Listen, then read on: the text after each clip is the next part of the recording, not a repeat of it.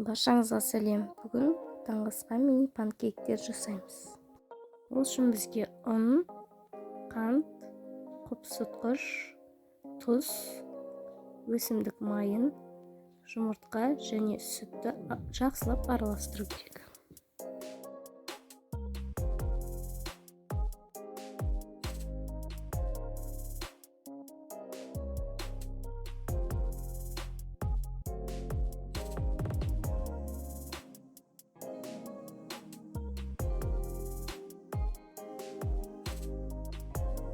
Панкейктеріміз кішкене болу үшін мен кондитерлік қапшықты қолдандым. Шын кішкене ғана кесіп алып, қызып тұрған табаға кішкентайлап сығып, екі жағын пісіріп алдым.